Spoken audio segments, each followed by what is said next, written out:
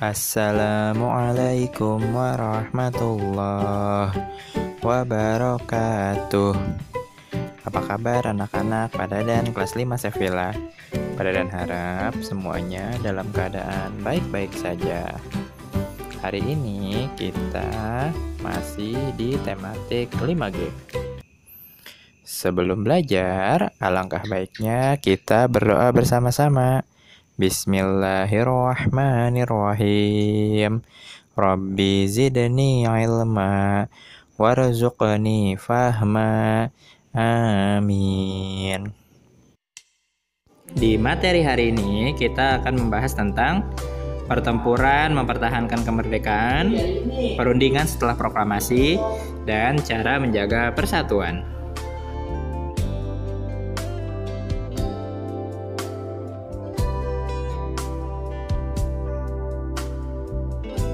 Yang pertama yaitu pertempuran 5 hari di Semarang. Pertempuran ini terjadi pada tanggal 14 sampai 19 Oktober 1945. Penyebab pertempuran ini karena Belanda akan meracuni sumur yang ada di Semarang. Kemudian seorang bernama Dr. Karyadi datang untuk memeriksa sumur tersebut. Akan tetapi ketika di perjalanan menuju ke sana, Dr. Karyadi tewas tertembak oleh tentara Belanda. Hal ini memicu peperangan yang terjadi di Semarang.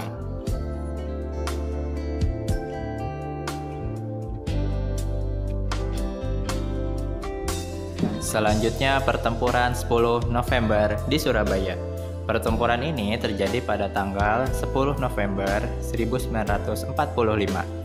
Pertempuran ini terjadi karena Inggris dan Belanda mengultimatum rakyat Surabaya agar rakyat Surabaya menyerahkan senjata dan mengkosongkan rumah mereka. Lalu kemudian adalah seorang yang bernama Sutomo atau yang dikenal dengan nama Bung Tomo menyerukan agar rakyat Indonesia, terutama rakyat Surabaya, melawan penjajah tersebut. Melalui siaran radio, Bung Tomo membakar semangat arek-arek Surabaya agar berani melawan tentara Belanda dan Inggris. Dan hasilnya, tentara Belanda dan Inggris berhasil dipukul mundur oleh rakyat Surabaya. Dan pada tanggal 10 November diperingati sebagai Hari Pahlawan.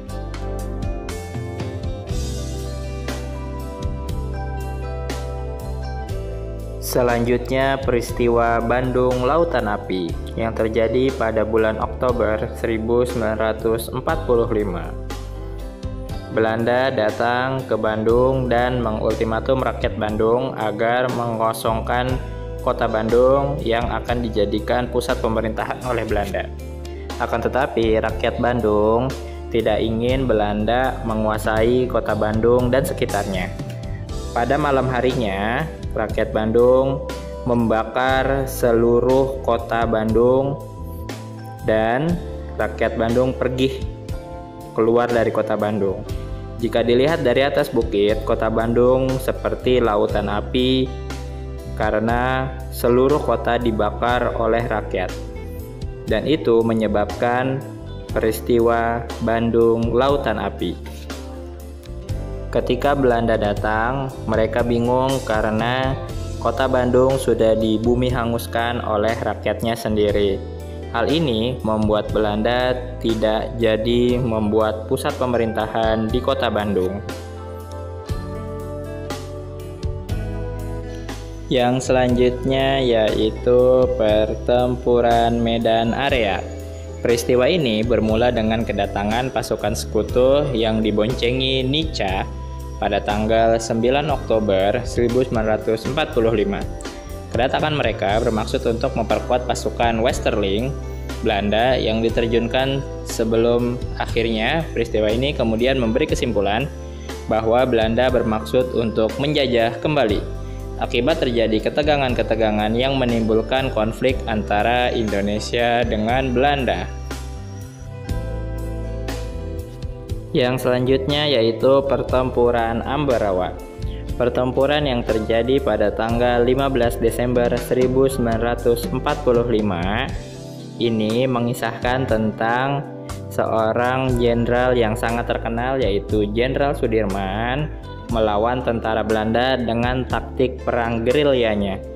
Taktik perang gerilya adalah taktik perang dengan cara bersembunyi, lalu kemudian ketika malam hari sampai dini hari, mereka menyerang kamp tempat peristirahatan Belanda dan pada akhirnya Belanda berhasil dipukul mundur.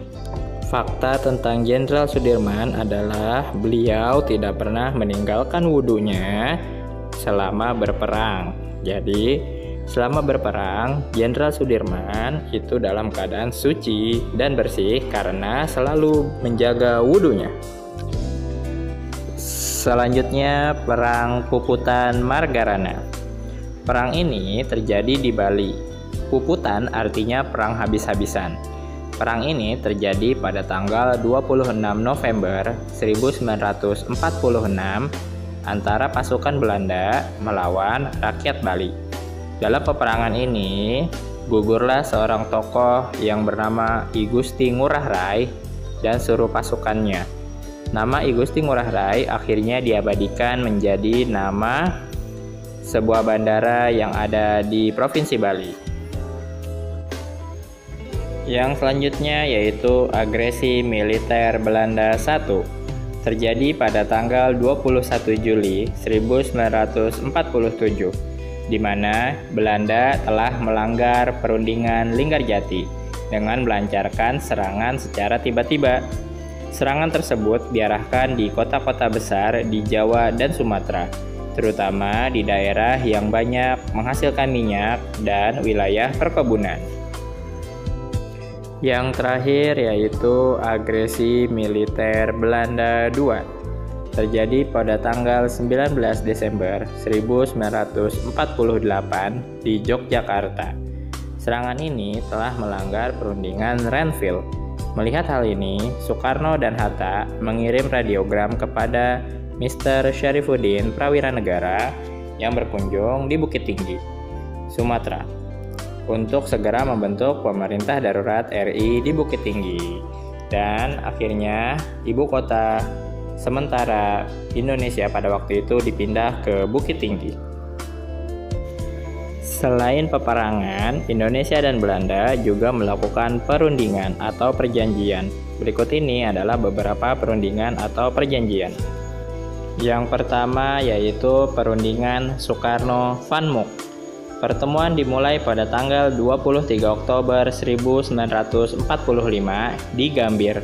Dalam perundingan ini tidak menghasilkan apa-apa, tetapi menjadi langkah awal merintis jalan perundingan selanjutnya. Yang kedua yaitu perundingan yang disebut perundingan Linggarjati. Perundingan yang terjadi di desa kecil bernama Linggarjati di Kabupaten Kuningan, Provinsi Jawa Barat ini menghasilkan beberapa poin. 1. Belanda mengakui kekuasaan Indonesia atas Jawa, Madura, dan Sumatera. Yang kedua, pemerintah Belanda bersama RI akan mendirikan RIS atau Republik Indonesia Serikat tanggal 1 Januari 1949. Dan yang ketiga yaitu RI dan Belanda merupakan gabungan yang dikepalai oleh Ratu Belanda. Perjanjian selanjutnya yaitu adalah perundingan Renville. Perundingan yang terjadi di atas kapal milik Amerika Serikat yang bernama Renville ini menghasilkan beberapa poin, diantaranya 1. Akan dibentuk RIS atau Republik Indonesia Serikat. Yang kedua, Belanda tetap berkuasa di Indonesia sampai saat penyerahan kedaulatan. Yang ketiga, kedudukan RIS sejajar dengan Belanda. Dan yang keempat yaitu RI merupakan bagian dari RIS. Berikutnya perundingan dengan Belanda yaitu perundingan Roem-Royen. Perundingan antara Indonesia dan Belanda. Indonesia diwakili oleh Mr. Muhammad Roem dan Belanda diwakili oleh Van Rooyen. Oleh karena itu, perundingannya disebut perundingan Roem-Royen. Perundingan ini menghasilkan beberapa catatan, diantaranya Angkatan Bersenjata Indonesia berhenti untuk bergerilya. Kemudian pemerintah RI dikembalikan ke Yogyakarta. Lalu pemerintah RI akan menghadiri KMB atau Konferensi Meja Bundar. Dan yang terakhir yaitu Angkatan Bersenjata Belanda akan menghentikan operasi militernya. Yang terakhir yaitu perundingan KMB atau Konferensi Meja Bundar. Konferensi yang diselenggarakan di Den Haag, Belanda menghasilkan beberapa poin. Di antaranya adalah Belanda mengakui kedaulatan RIS kecuali Irian. Kemudian dibentuknya Uni Indonesia Belanda dengan sistem monarki atau kerajaan dan Belanda sebagai kepala negaranya. Lalu kemudian yang terakhir yaitu hutang Hindia Belanda diambil alih oleh RIS. Begitulah beberapa perundingan yang dilakukan oleh Indonesia dan Belanda. Lalu kemudian adalah cara menjaga persatuan. Yang pertama yaitu memperbanyak kegiatan gotong royong. Lalu kemudian yang kedua, menghargai perbedaan yang ada di sekitar.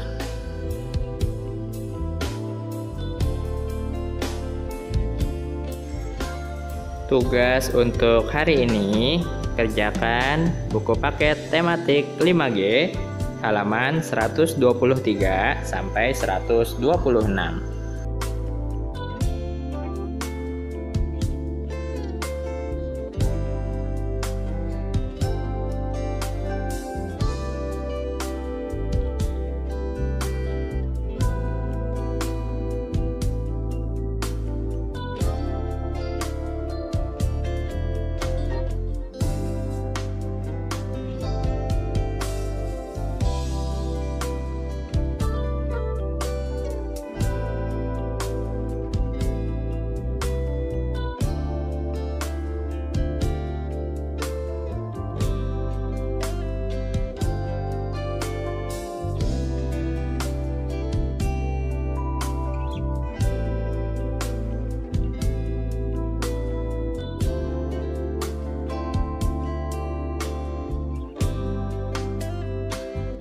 Terima kasih telah menyaksikan video yang Pak Dadan buat. Kalian tetap sehat dan tetap di rumah saja. Dan ingat, jika keluar rumah gunakan masker. Dan jika kembali ke rumah jangan lupa untuk cuci tangan, cuci kaki, dan bersih-bersih tubuh kalian. Terima kasih. Wassalamualaikum warahmatullahi wabarakatuh.